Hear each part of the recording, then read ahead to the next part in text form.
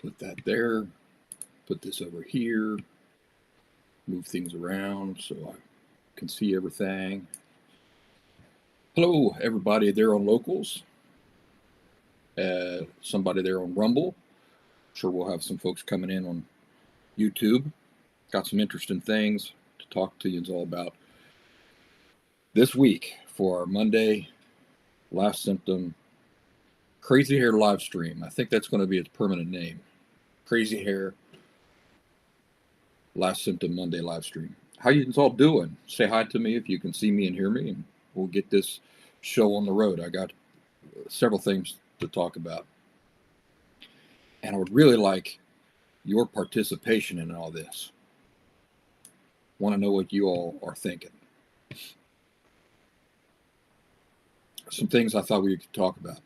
Responsibility. I had an experience this morning that makes responsibility a timely topic for discussion. Wanted to ask you if you'd heard about this CNN fake news thing going on, where they released supposedly a prisoner from some Syrian prison. Turned out to be completely fake. CNN used to be a reputable news source. And want to talk about the power of using and instead of but. And some other things. Have you ever heard of a Universe 25 experiment? How many of you have heard of the Universe 25 experiment? So I thought I'd share some details about that. And other things. But first, let's get our conversation going on in here. How are all of you doing? How's everybody doing? It is pouring rain here. I mean, raining cats and dogs.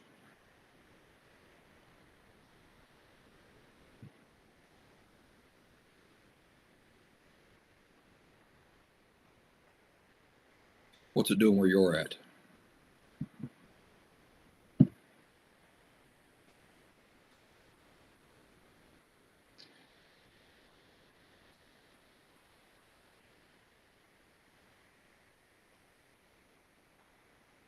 What do you think about all this talk about ending daylight savings time? How y'all feel about that? I think what most people want to do is keep daylight savings time, get rid of standard time. And I'm all for that. What do you all think about that? Apparently, there's a real possibility of a concerted effort being made to end changing time twice a year.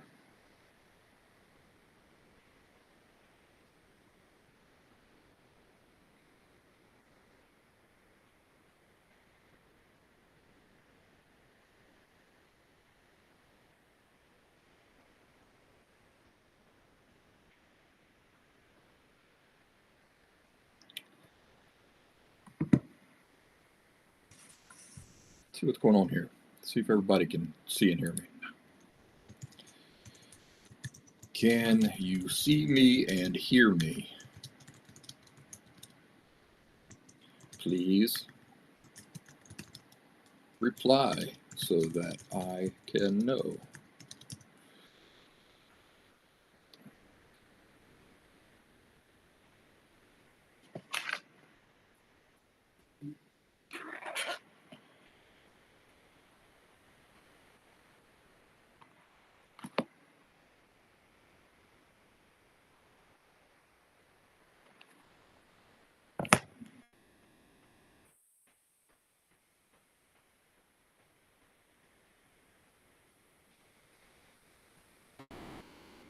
Seems to be a delay. Cortado, just busy with hands. Okay. Well, that's all I just needed to know if you guys could see or hear me before I really start spilling into a whole big discussion about things. Let me tell you first about this Universe 25 experiment. This was something that was conducted by an American scientist, John Calhoun,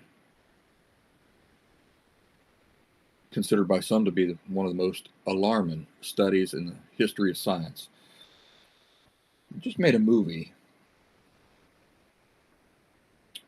with a guy, the actor who plays the Thor's brother. High Rise. The name of the movie was High Rise. I think that movie is inspired by this true experiment called Universe 25 experiment. Basically, what he did was he created a perfect world for a bunch of mice, and then he followed him, studied him very closely over the generations, and the way that they changed and devolved was really interesting. So let me give you some of the details about this. Calhoun created an ideal world for hundreds of mice, known as the paradise of mice, where they had abundant food, water, ample living space. Initially, he introduced 4 pairs of mice, which quickly reproduced, causing the population to grow rapidly. However, after 315 days, so just a hair shy of a year, their reproduction rate significantly declined. When the population reached 600 mice, a hierarchy emerged, and the so-called wretches appeared. These wretches were larger rodents, and they began attacking the other mice. This led to a psychological collapse in many of the male mice. Consequently, females became aggressive toward their young and started failing to protect themselves. Over time, the females exhibited increasing aggression, isolation, and a lack of reproductive drive. This led to a low birth rate and higher mortality among younger rodents. A new class of male rodents termed beautiful mice emerged. They refused to mate or fight for territory. This group of mice, called beautiful mice, focused only on food and sleep. Eventually, beautiful males and isolated females dominated the whole population in this paradise, this mice paradise. Calhoun described the death phase in 2 stages. In the first death, marked by a loss of purpose beyond mere existence, and the second death, juvenile mortality reached 100%, and reproduction ceased entirely. Despite abundant food, cannibalism and homosexuality increased among the mice. 2 years into the experiment, the last baby mouse was born, and by 1973, the last mouse in Universe 25 had died. Calhoun repeated the experiment 25 times with the same outcome each time. Calhoun's work has been used to model social collapse and serves as a significant reference in urban sociology studies. So again, I think that there's a recent movie, it's called High Rise, and the actor is the same actor from King Kong Skull Island. He also played Thor's brother in the Thor movies. And I think it's like a cinematic analysis of that same phenomenon as Universe 25. Let's see what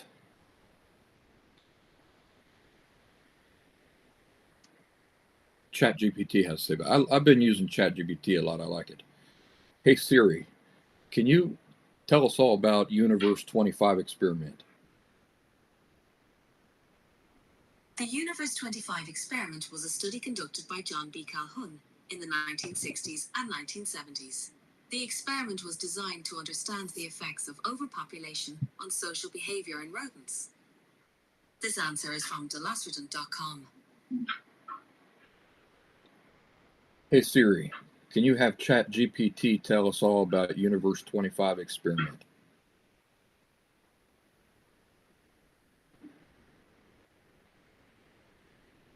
Here's an answer from ChatGPT.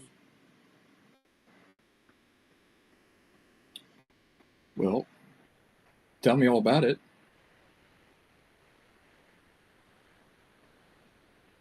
Let's just do it straight from ChatGPT. Where are you, ChatGPT? It's actually my friend Chatty.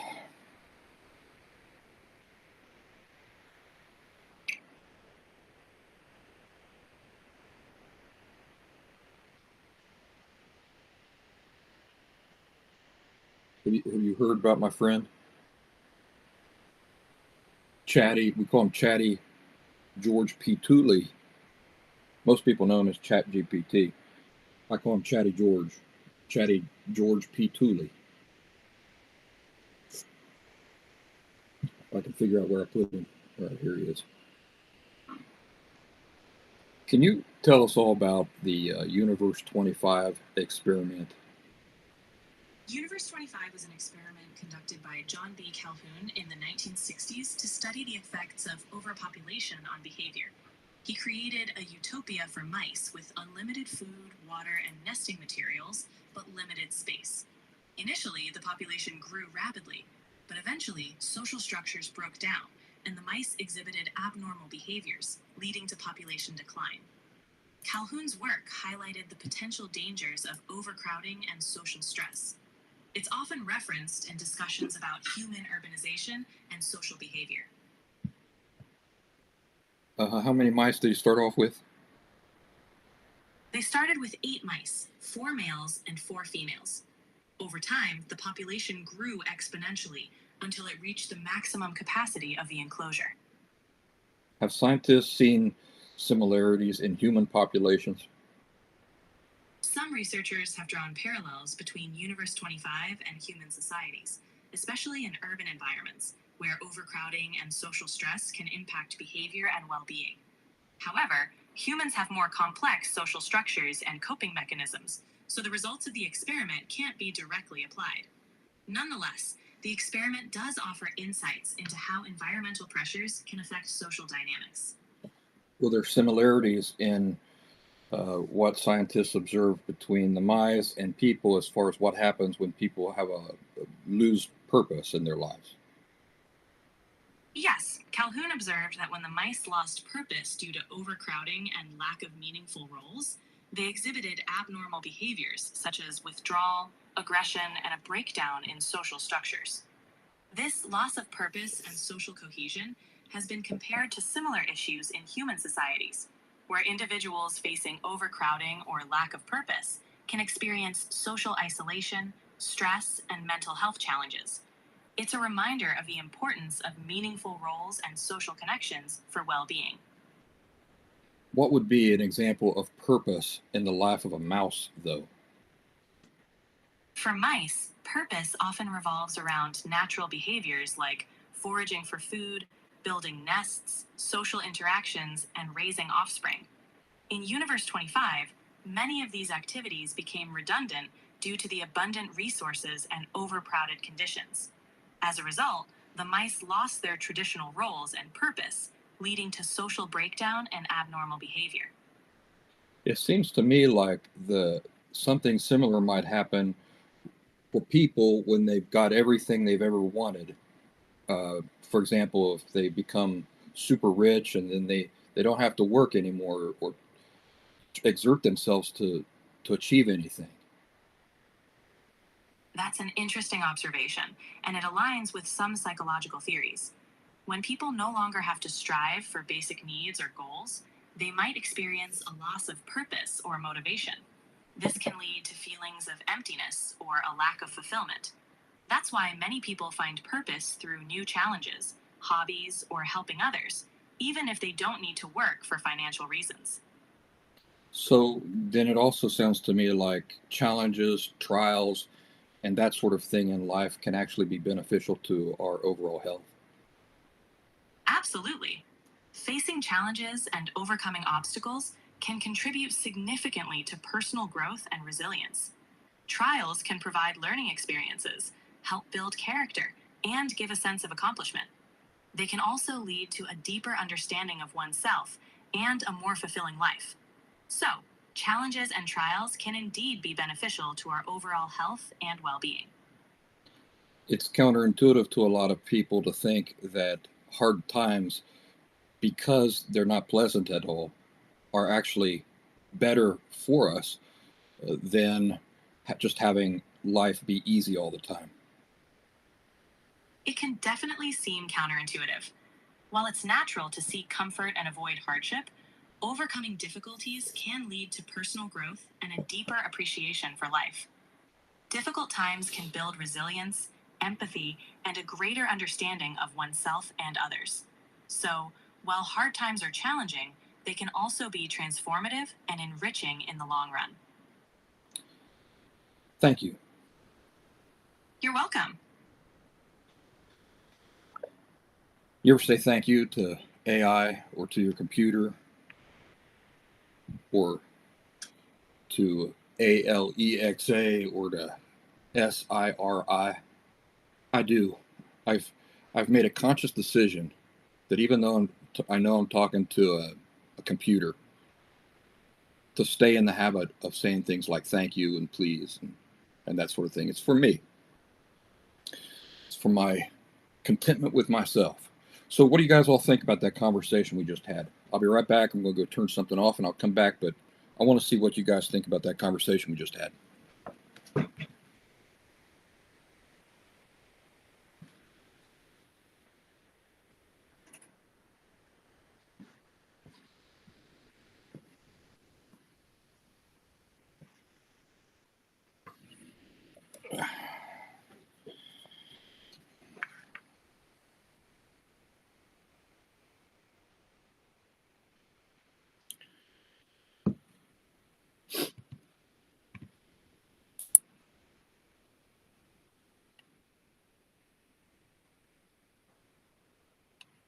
If you'd be interested in researching more of that, there's pictures and stuff of this paradise, this mouse paradise.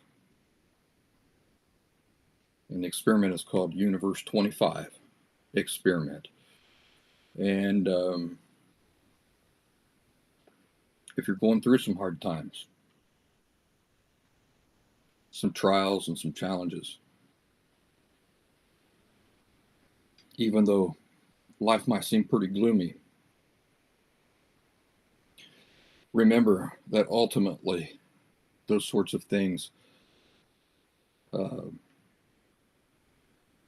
provide much value to life. A lot of you are familiar with some of the details of my story. I sure went through a hard time and didn't appreciate it at the time too much, but I appreciate it now. I'm going to share this video, and I'm just going to share it off my phone here. But I come across this on some thing the other night, last night I think it was, and this is a woman who is really embodying the type of attitude that got me through my challenging emotional crisis. And this is posted on our group over on Locals. So if you want to see this later, you can. I'm just going to hold this up for the camera here and play it and see what you guys think about this woman's attitude. Amanda. Yes. You're homeless here in Seattle. Yes. Tell me about it. Amanda. Yes. You're homeless here in Seattle. Yes. Tell me about it. Seattle's beautiful.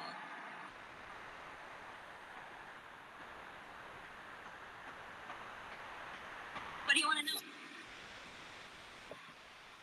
How do you survive out here? You're living under a bridge.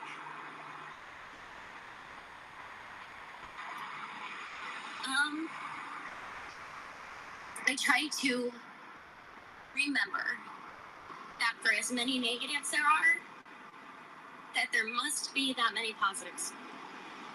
And so I keep looking at the positives, and I keep trying to remember that there are beautiful colors, and that I'm saving my life, and that's what matters. And it doesn't matter where I live, and it doesn't matter any of it, just so long that I'm alive and that I'm making a difference in this world, because no one's going to stop that. I'm going to do the right thing, and I'm going to save my life and hopefully do good in the lives of others. You remain positive even though you're going to the bathroom outside. Yeah, it's like camping. But you keep telling yourself that. You have to. You have to. Because you have to get through it. And you have to remind yourself that you are a person. You are not an object. You are not a thing. And it doesn't matter who threw you away. And it doesn't matter how you were treated in the past. You are worthy of getting through this. And so you have to be positive, and you have to love yourself, because no one's coming to save you. You got to do this. And that's the only way to do it, is if you've got to be a Disney princess to do it, be a Disney princess. That's my advice. Be a Disney princess to get through homelessness. Do whatever you got to do. If you've got to pretend to be a pirate, if you've got to pretend to be a traveler, if you've got to pretend that all of it is something that you want desperately, do it. However, you've got to do this to get through. Invisible. Yes. You're homeless here in Seattle. So just to give credit where credit's due, this come off of the TikTok channel Invisible 3 People. So that nobody accuses me of stealing it without giving credit. Invisible 3 People. So I really appreciated her that little video there. It really, she was really she's walking around with the same mindset that I walked around with through my hard times.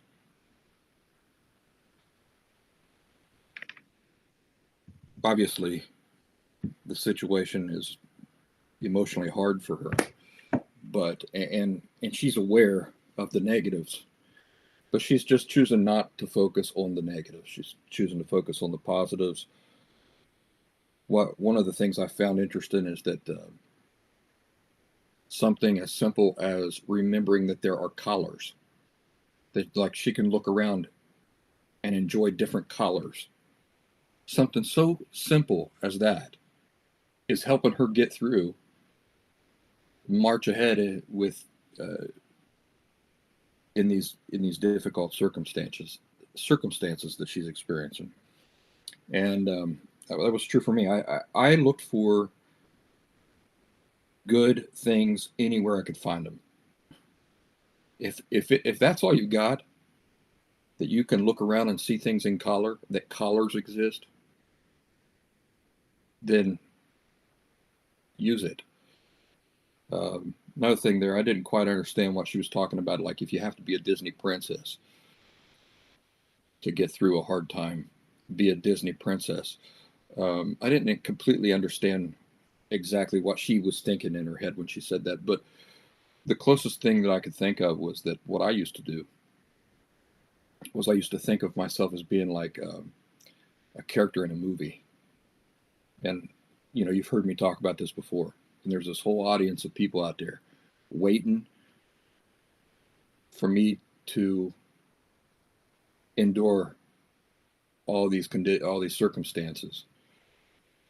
Penny says that the color struck her when she mentioned that. Yeah, something so simple that we often take for granted when things are going really well in our lives.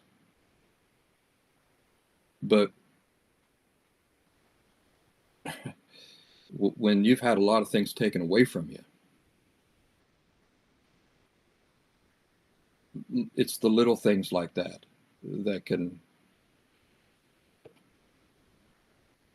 that mean a whole lot. I remember a bottle of like $7 whiskey, to me, was such a wonderful thing. To me, it was better than any $80 bottle of whiskey. Just the fact that I had whiskey at all. That and a hamburger I've talked about in the past. If I could get a hamburger, I felt that way.